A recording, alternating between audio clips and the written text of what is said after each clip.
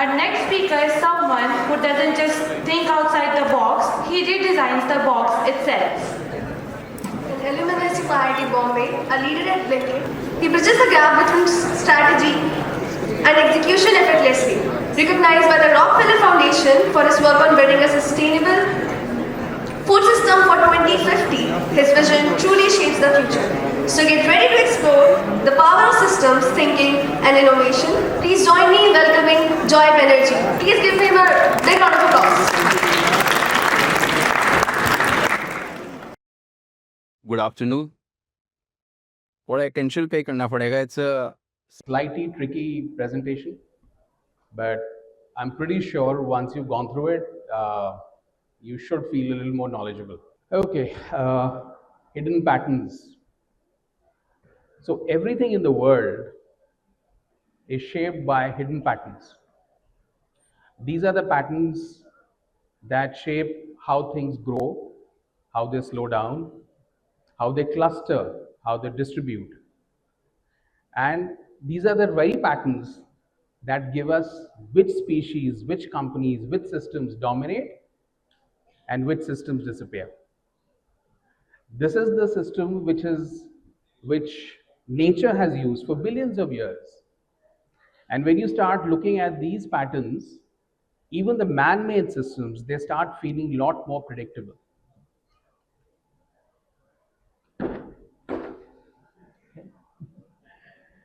So I don't know if you can see, I grew up in Dehradun, and growing up in the late 70s and 80s, the nights used to be impossibly clear. If you went to the upper reaches of Himalayan town, you could literally see the Milky Way from there. So as I lay looking at these innumerable stars, I used to wonder how far it went and what was holding back all these stars together. Most interesting thing was everything looked so uniform. In fact, almost simple.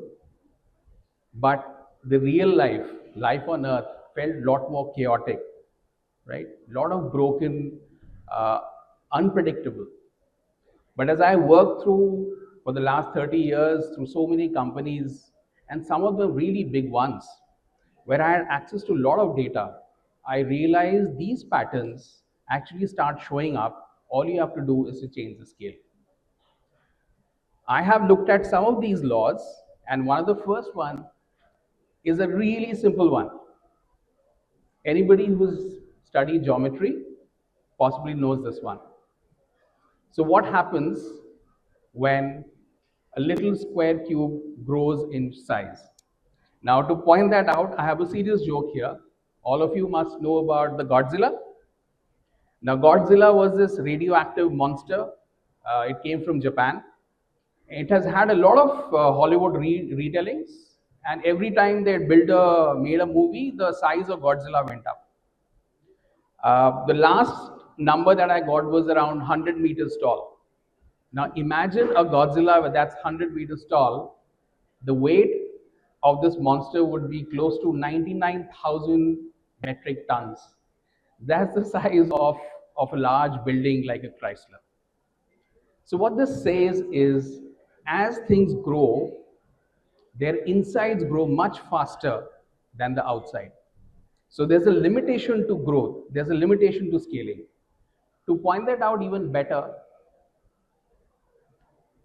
just look at how maybe a little cube grows, right?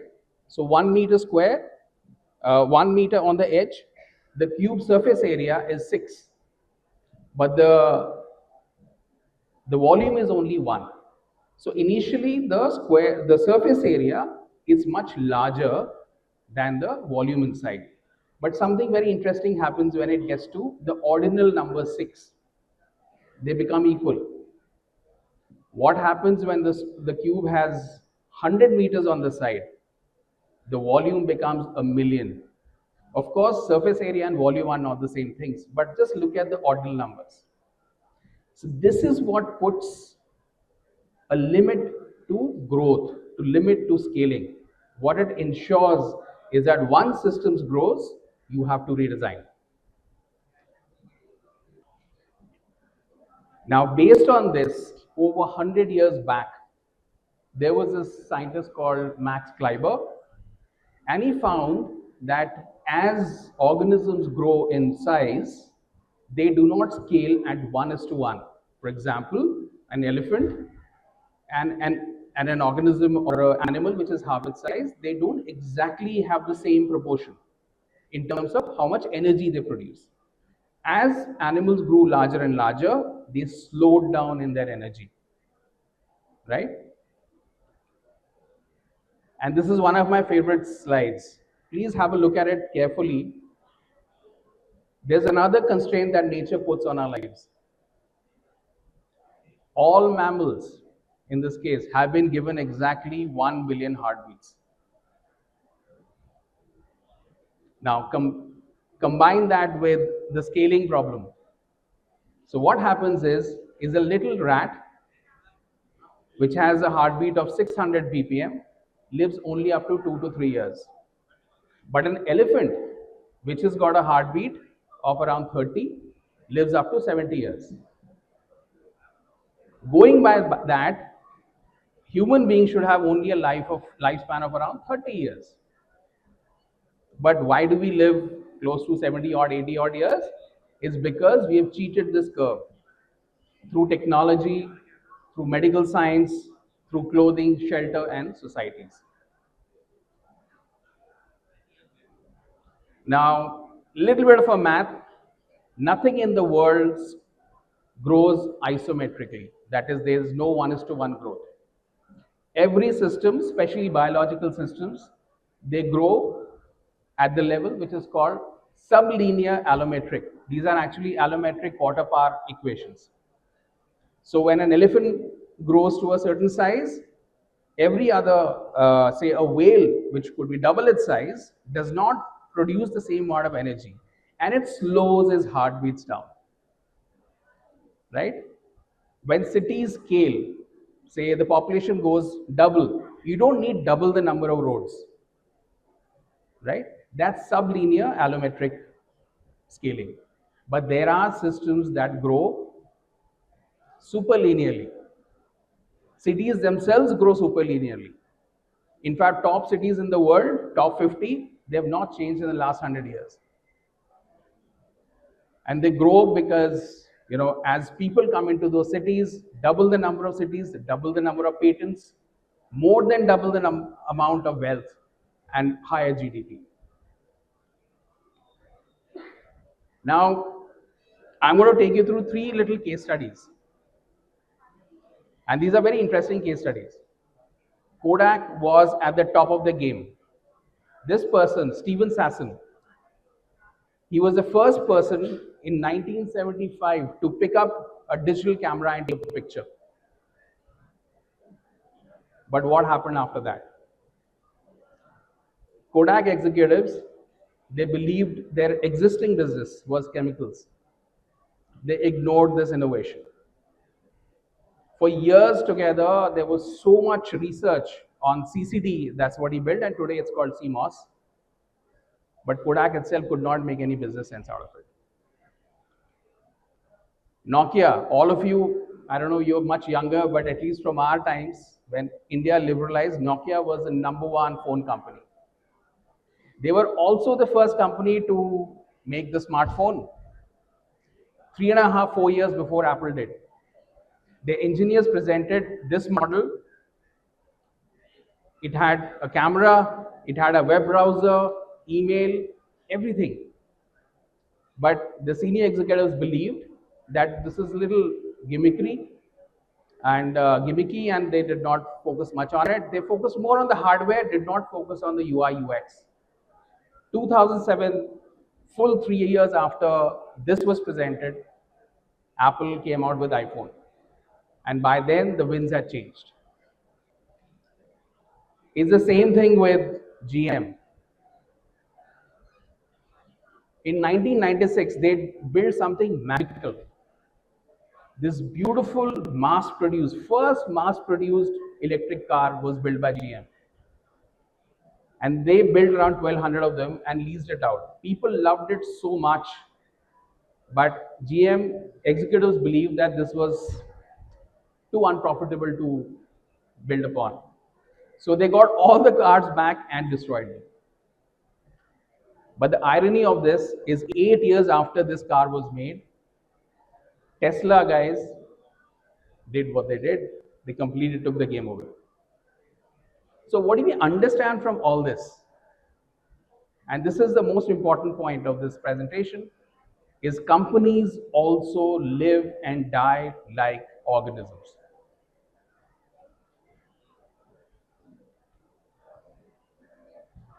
They don't fail just because the decision making was always bad. They had the best brands. All these companies had the best brands. They had market share, decades and decades of prior start, but they still made the wrong decisions. And it cannot be down to just strategy.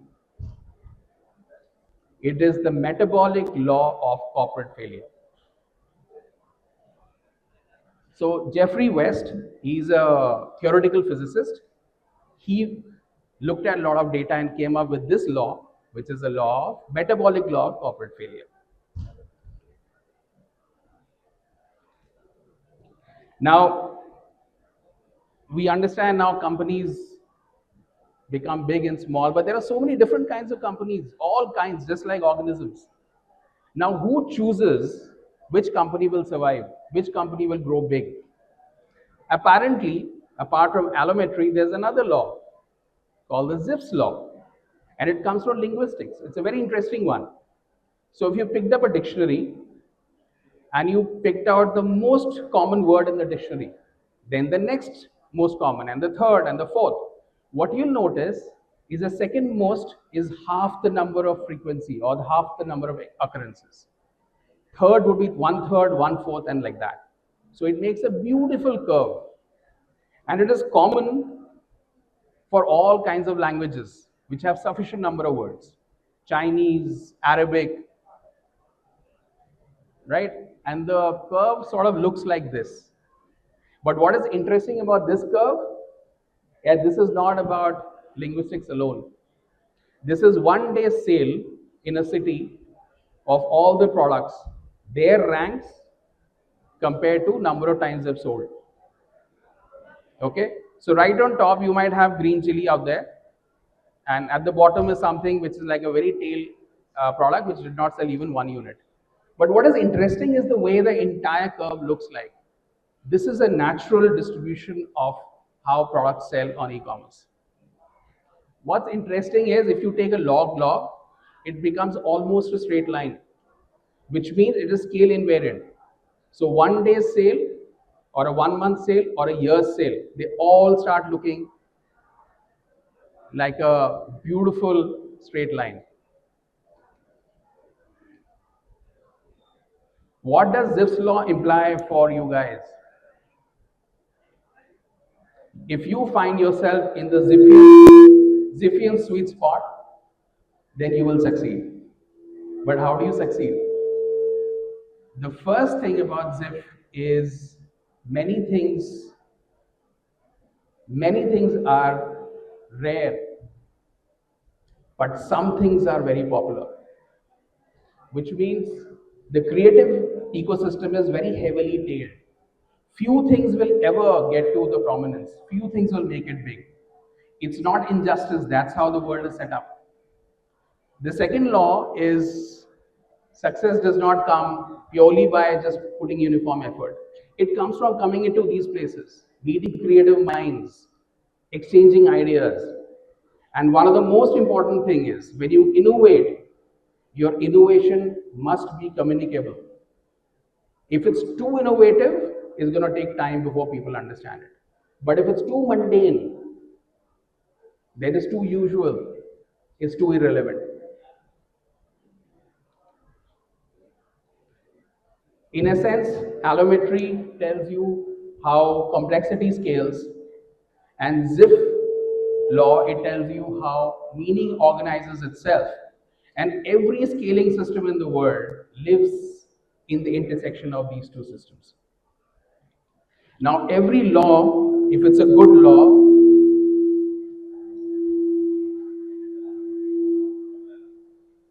every good law should be able to predict. And today I'm going to predict something about what AI will be, right? So the first thing about AI that is already on an allometric scale. At this point, AI is seeing superlinear growth. Every 3 months, intelligence goes double. Every 3 months, your agentic models become twice as better. But that's the superlinear scaling and will go on for a year or so. Then comes the second phase, which is transition to sublinear scaling, where the systems will slow down.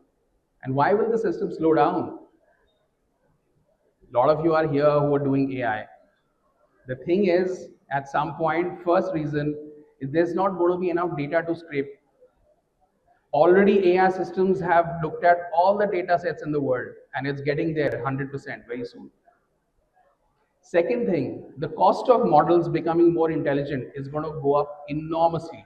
In fact, if you make the double the cost, the outcome, the goodness would be less than 1%. Third, energy ceiling. There's not enough energy to run these systems. All the wars that you see today are all energy wars. Gulf or Hormuz is all about energy. Then comes the last stage. So one of the model products predicts that in 2032, almost all AI systems would be fully automated. So all the R&D would be done by AI itself, on itself, 99% automation. And that's when it should all stabilize. What does this law say about it? So all the largest model that you see today will dominate. And there's going to be a heavy tail of many smaller and mid-sized models. And the ranking would be based on 1 by X, basically their features. That's very, very interesting. Of course, there's a lot of thought about will AI, grow at a massive space that we just cannot control. My hypothesis is if the allometric scaling systems work, they will be pushed under constraints and they'll stop at some point. So Prabhu Chawla ji was talking about the art of asking questions. I'm talking about the art of seeing things. If you are careful enough, if you watch hard, you see that every system in the world, everything, all mice and men, cities and creative ideas, everything follows a mathematical curve. And these are the curves which are as old as life itself. The reason that we don't see them is because we are living inside them. But when you start seeing them, it is impossible to ignore such patterns. So, in a lot of humility, I would say, is that for man to innovate so much, to have so much ambition, to be so creative, he must realize that there's a foundation, there's a hidden mathematics that runs everything. And most important, all of us, we share this world with our fellow creatures. All of us have been given a budget of our heartbeats, and in consequence, the number of breaths we're going to take. How are we going to spend that heartbeat, that breath, that unit of life is what makes us uniquely as human. Thank you.